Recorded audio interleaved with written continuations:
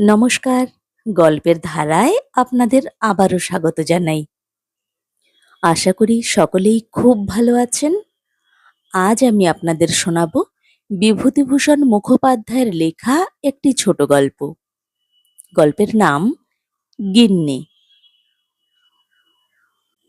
মেয়ে দেখতে আসছেন পাত্রের জ্যাঠামশাই এবার। এটা নিয়ে ৩ বার হবে। প্রথমে দেখে গেছেন পাত্রের বাবা এবং মামা। বাবা মনে হলো একটু সাধাসিধা ঢিলেঢালা মানুষ। নিতান্ত নাকি ছেলের বাপ, তাই এসেছেন। মামা কিন্তু এক্সপার্ট মেয়ে দেখিয়ে। সাধারণ প্রশ্ন এমনই যা সব, তা তো হলোই। তারপর অঙ্গাদি পরীক্ষাতেও বেশ বিচক্ষণতার পরিচয় দিলেন। বা হাতে ওর ডান হাতটি নিয়ে ঘুরিয়ে ফিরিয়ে আঙুলগুলি পরীক্ষা করলেন, পরে বা হাতের গুলিও। একটু ঘষে ঘষেই হাতের উল্টো পিঠ মণিবন্ধ পরীক্ষা করলেন। ত্বকের মসৃণতা দেখবার ছলেই অবশ্য। কিন্তু যারা বোঝবার তারা বুঝল, রং পাউডার মাখানো আছে কিনা তারই যাচাই। আসনপিড়ি হয়ে বসেছিল। পা দুটি জড়ো করিয়ে পা দেখলেন, আঙুল দেখলেন। খোপা বাঁধা ছিল, ভেতরে পাঠিয়ে খুলিয়ে আনিয়ে চুল দেখলেন। হেঁটেই এসেছে, তবু বিদায় যাওয়ার সময় বললেন, অত লজ্জা করে হাঁটছো কেন মা? যেমন চলাফেরা করো বাড়িতে সেইভাবে যাও, লজ্জা কিসের? মেয়ে অবশ্য আরো জড়সড়ই হয়ে গেল খানিকটা। তবে আর টুকলেন না। ৪ বার তো হলো দেখা। চুল খুলিয়ে আনার মধ্যে চুলও ছিল, চালও ছিল। যারা বুঝবার তারা বুঝল। এলো চুলে এলে খোপা বাঁধিয়ে আনাতেন। খলিফা লোক। এরপর দেখে গেল পাত্র স্বয়ং এবং তার বন্ধু। পাত্রটি বাপের মতন অতটা ঢিলেঢালা আর নির্বিরোধী হয়তো নয়, তবে জিজ্ঞাসাবাদের দিকে একেবারেই গেল না। তার কারণ এও হতে পারে যে তার সমস্ত সময়টা নির্লিপ্তভাবে কিছু না দেখার ভান করে যতটা দেখা যায় সেই চেষ্টাতেই গেল কেটে। তবে বন্ধুটি খুব চৌখস। পড়াশোনার কথা জিজ্ঞাসা করল, হাতের লেখা দেখল, হাতের কাজ আনিয়ে দেখল, ভেতরে পাঠিয়ে গান শুনে নিল। তারপর আবার এসে যখন বসল, বেশ একটু বিস্মিতভাবেই প্রশ্ন করল, আবার ফিরে এলেন যে, এবার আপনি কিছু জিজ্ঞাসা করবেন? সে হয়তো রসিকতাটুকু পছন্দ করল। তাকেও একটু হেসে উঠতে হলো। আর নিরীহ রসিকতাই তো। তবু কাকা সরে গেলেন। মুখ আলগা আজকালকার ছেলে, একটু যাবেই জিভ ফসকে এরকম। সামনে না আসাই ভালো। মেয়েও হেসে ফেলেছিল। কোনো রকমে উঠে জড়িত পদে তাড়াতাড়ি চলে গেল।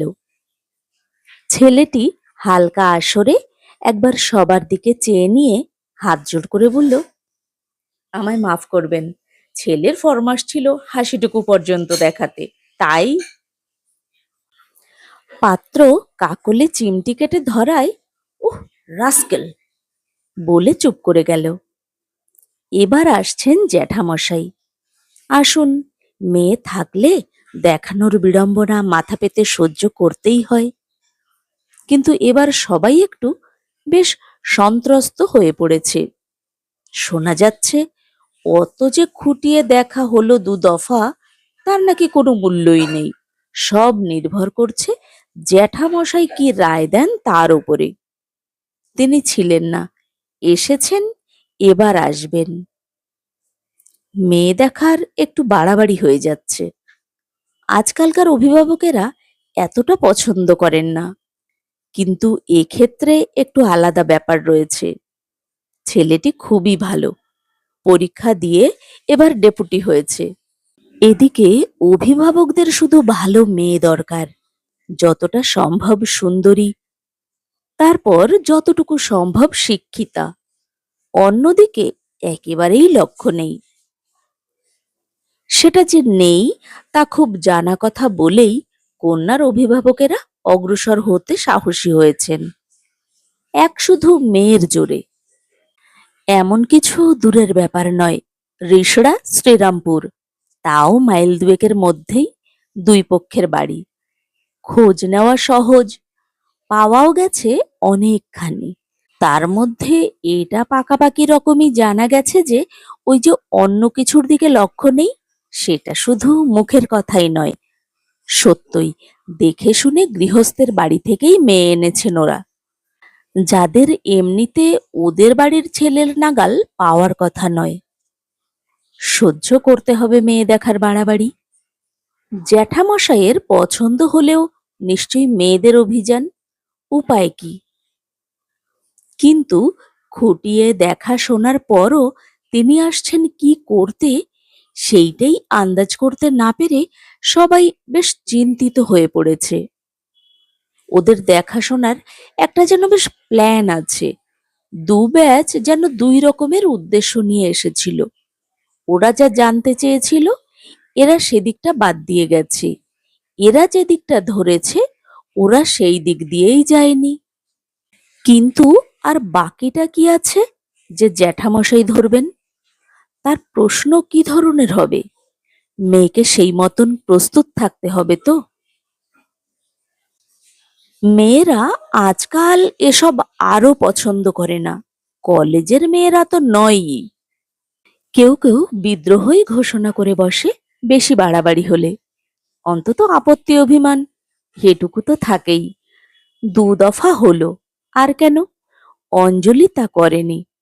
অবশ্য ওপরে ওপরে বেঁধে মারে সয় ভালো ভাবটা বজায় রাখতেই হয়েছে, কিন্তু ভেতরে প্রস্তুতিটা অন্যরকম। যতবার চায় যাক না পরীক্ষা করে, যত রকম পারে। পাত্র হেমন্তর মতন ও তো না দেখবার ভান করে চক্ষুময় হয়ে দেখছে, বড় ভালো লেগেছে। জ্যাঠামশাইয়ের চিন্তাটা ওর কারুর থেকেই কম নয়। পণ্ড করে দেবে নাকি সব স্বপ্ন? অনেক চেষ্টায় কিছু কিছু আঁচ পাওয়া গেছে। কথাটা যদি সত্য হয় তো যেমন লঘু তেমনই নিরীহ, চিন্তার বিশেষ কিছু নেই। জ্যাঠামশাই হচ্ছেন পাঞ্জাব প্রবাসী সেকেলে বাঙালি। দেশ বিভাগের পর মিরাটে এসে থাকেন, তারপর চাকরি থেকে অবসর গ্রহণ করে এইমাত্র কিছুদিন হলো দেশে এসে বসেছেন। এসেই এই ফ্যাচাংটুকু তুলেছেন, তবে এমন বিশেষ কিছু নয়। জ্যাঠামশাই একটু ভোজন বিলাসী, ওদিককার জলে এটা করেই দেয়। সে একটু নিরাশ হয়েছেন। তিনটি বউ এসেছে বাড়িতে, এমএ আছে, বিয়ে আছে, রূপসী তো বটেই, গানও জানে, সূচিশিল্প তো আছেই। কিন্তু অবসরভোগীর একটি মাত্র স্বাদ ছিল জীবনে, তা ভালো করে মিটল না।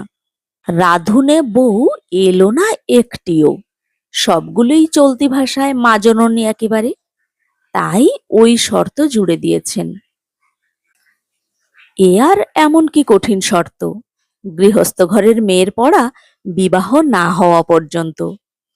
অঞ্জলির অবশ্য এবার বিয়ে দেওয়ার বছর, তবে ওকে রান্নাঘরের দিকেই ঠেলে দেওয়া হয়েছে। যতটা সম্ভব ওই দিকেই থাক আপাতত। বাইরে বাইরে মুখ ভার করতে হয় একটু, কিন্তু ভেতরে ভেতরে এর চেয়েও খাটাচ্ছে নিজেকে অঞ্জলি। আর সবার পক্ষে না হোক, ওর পক্ষে তো রীতিমতোই কঠিন। পাঞ্জাব ফেরা বাঙালি, সে শুক্তো শাকের ঘন্টর জন্যই এসে বসেছে শ্রীরামপুরে। একখানি গুপ্ত খাতা আস্তে আস্তে বোঝাই হয়ে উঠছে। শুক্তো শাকের ঘন্টের ফর্মুলা তো আছেই, তাছাড়া ডিমের কাশ্মীরি পরোটা, 4টি ডিম, 1 পোয়া গরম ময়দা, 1 পোয়া ছোলার ছাতু, 1 পোয়া ঘি, 15টি ছোট এলাচ, 15টি কাবাব চিনি, ইত্যাদি ইত্যাদি। ভেটকি মাছের কোফতা কারি, 1 সের ভেটকি মাছ, 4টি ডিম, 1 পোয়া পেঁয়াজ, 4টি রসুন, 5টি কাঁচা লঙ্কা, 1 ছটাক টমেটোর রস, পরিমাণ মতন গুঁড়ো লঙ্কা, ইত্যাদি ইত্যাদি। মোগলাই মুর্গ মুসাল্লাম। একটি পাখির ওপরকার সব পরিষ্কার করে নিয়ে পেট চিরে ভেতরটাও পরিষ্কার করে নিয়ে নিম্নলিখিত দ্রব্যগুলি পুরে দিয়ে আগাগোড়া সেলাই করে দিতে হবে। পরিমাণ মতন পেস্তা, বাদাম, কিশমিশ, পেঁয়াজ বাটা, রসুন বাটা ইত্যাদি ইত্যাদি। দৈনিক, সাপ্তাহিক, মাসিক কাগজ থেকে সংগ্রহ করছে। কলেজের দুটি অন্তরঙ্গ সাথী সাহায্যও করছে। বিপদ তো সবার জীবনেই আসতে পারে। রন্ধনবিদ্যার পড়া তৈরি করতে খুব মেহনত হচ্ছে। পাশের পড়ার চেয়ে কিছু কম নয়। পরীক্ষার মুখে যে পাশের পড়া।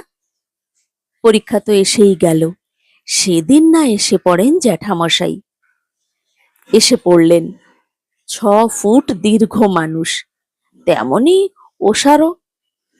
এতখানি ঘোরালো মুখ, ইয়া বুকের ছাতি, মোটা হাড়কাট, টকটকে রং। 60-62 বয়স হবে।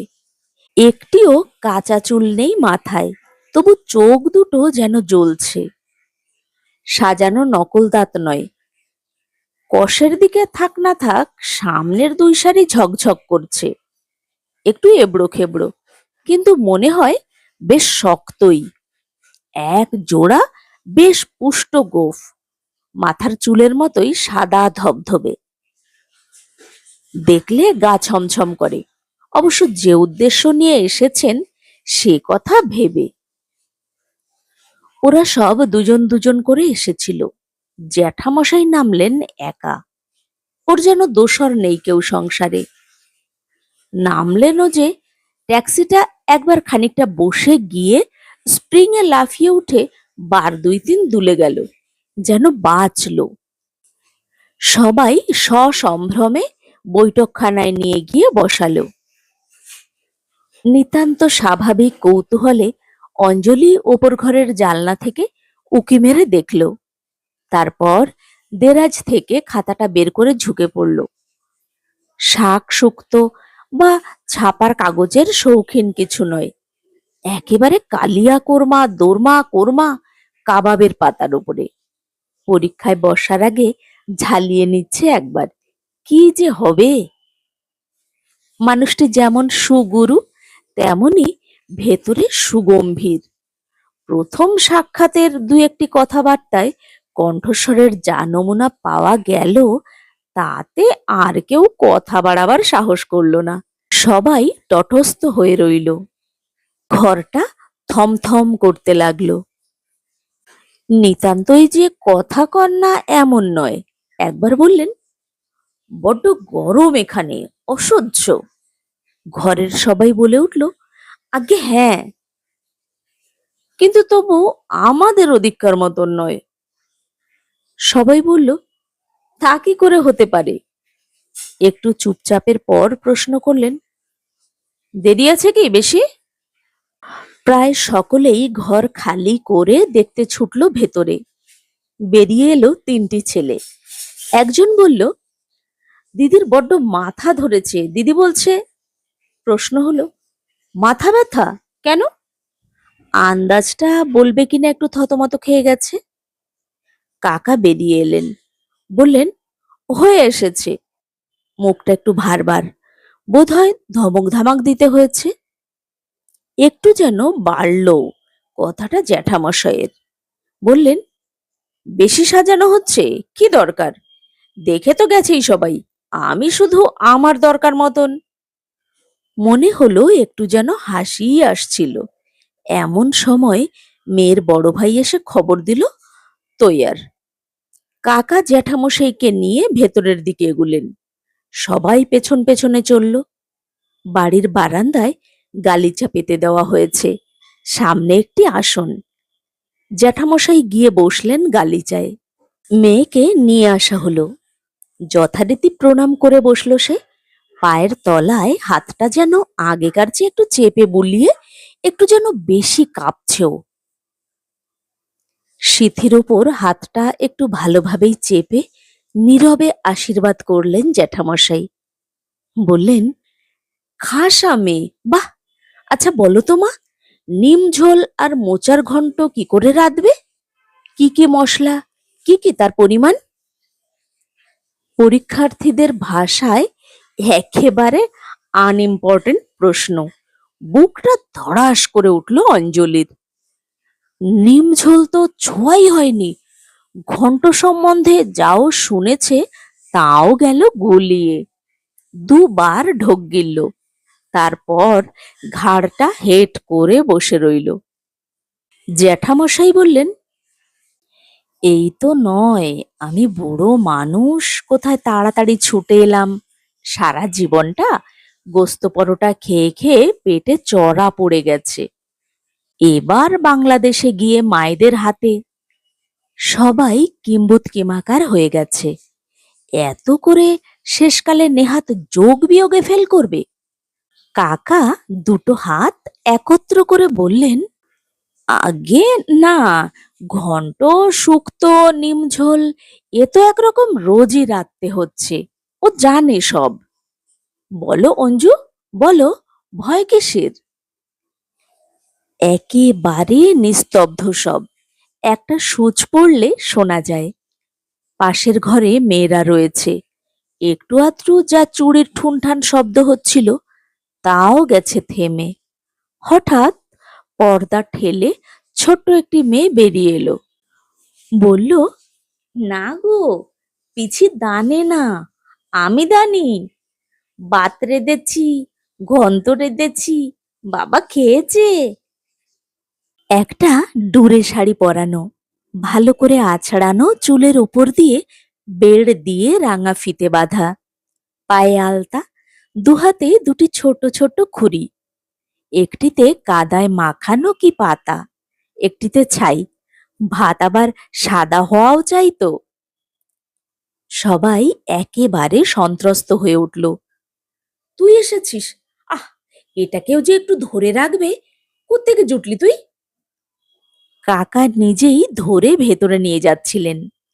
জ্যাঠামশাই হাত তুলে বাধা দিলেন, বললেন, ছেড়ে দিন ওকে, এসো তো এদিকে।